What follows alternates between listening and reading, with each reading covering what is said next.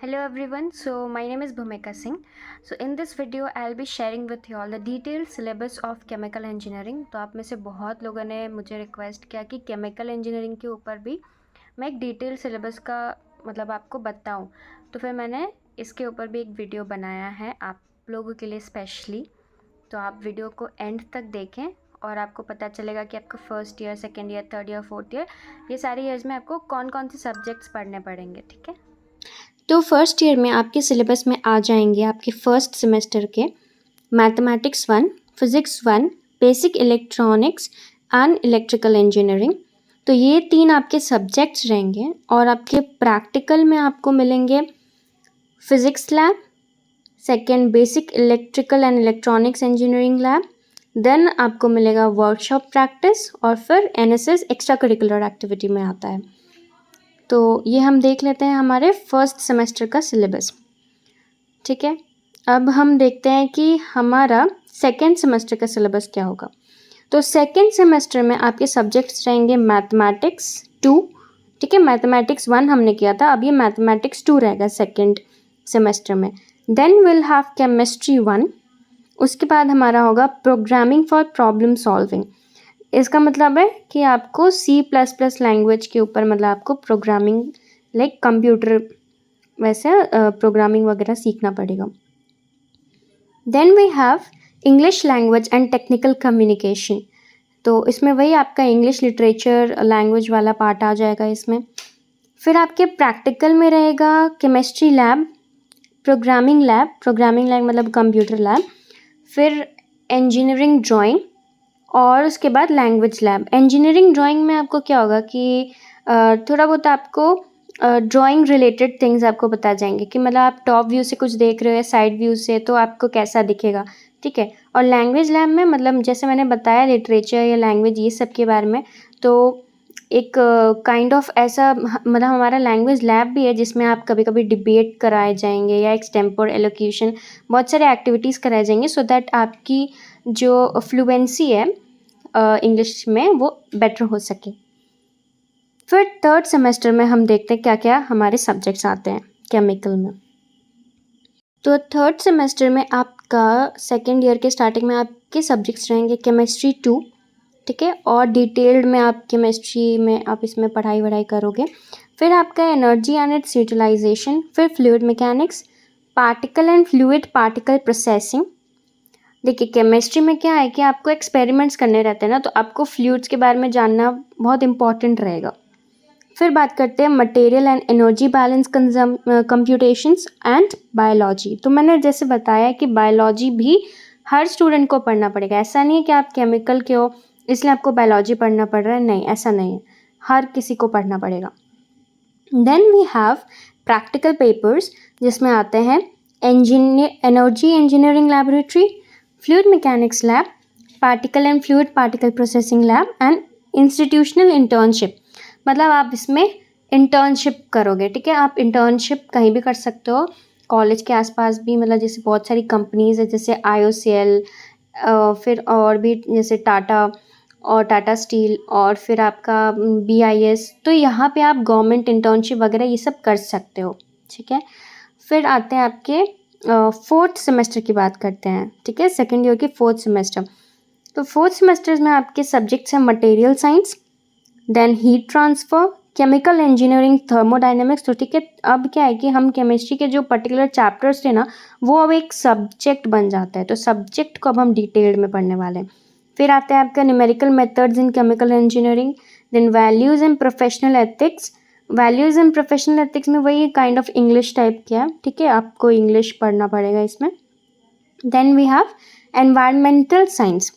Okay, then in practical what we have heat transfer laboratory, numerical methods in chemical engineering lab. तो आप जो भी theory में पढ़ रहे हो ना उसका प्रैक्टिकल एक्सपीरियंस आपको मिलेगा, विच इज़ वेरी गुड, आपको और अच्छे से समझ में आएंगी चीज़ें।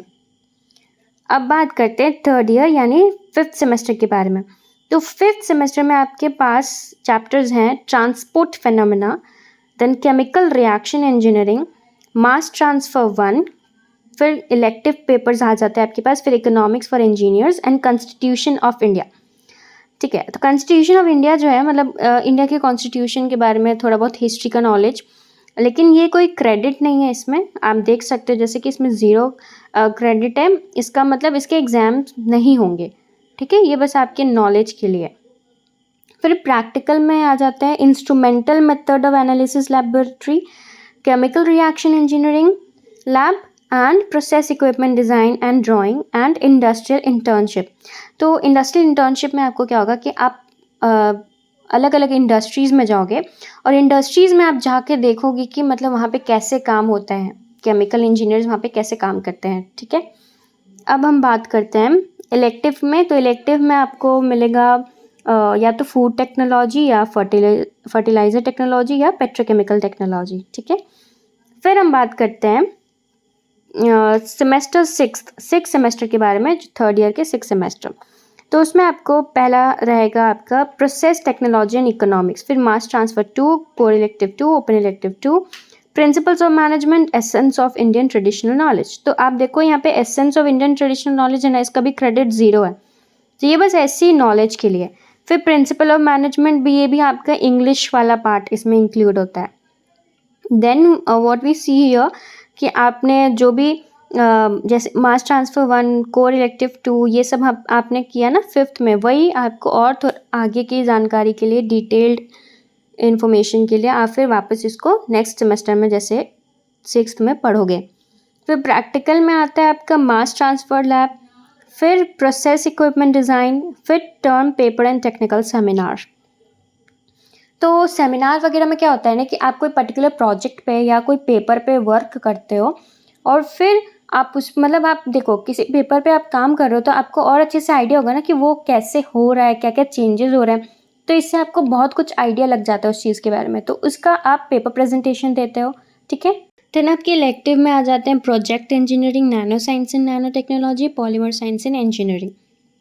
उसके बाद हम बात करते हैं 4th ईयर यानी 7th सेमेस्टर के बारे में। तो 7th सेमेस्टर में you only have 4 subjects, namely instrumentation and process control, core elective 3, open elective 3 and open elective 4, ठीक है।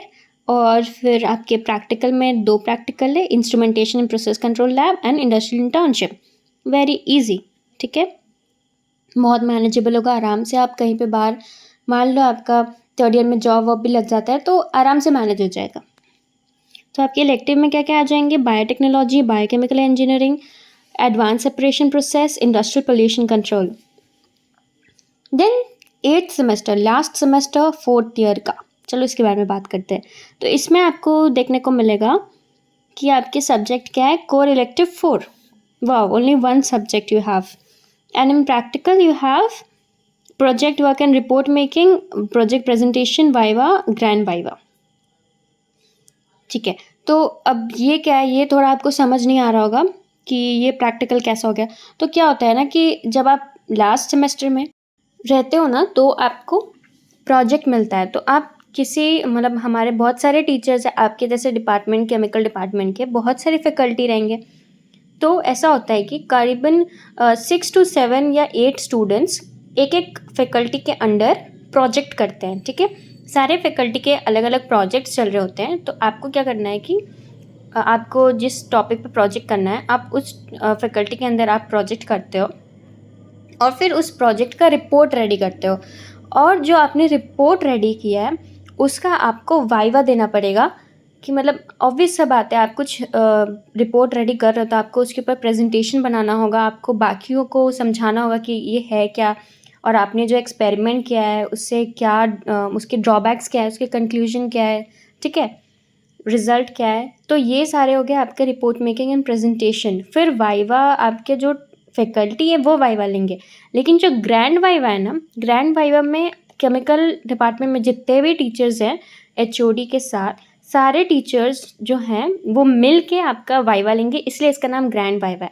मतलब बहुत सारे टीचर्स और आप एक अकेले कॉन्फ्रेंस रूम में ये होगा आपके, तो आपको इसमें ग्रैंड वाइवा होगा जिसमें आपके 1st ईयर से लेकर 4th ईयर तक सारे क्वेश्चंस पूछे जाएंगे, मतलब कहीं से भी कोई भी सब्जेक्ट से आपको क्वेश्चन पूछे जा सकते हैं, तो इसीलिए आप ग्रैंड वाइवा के लिए अच्छे से तैयारी करना।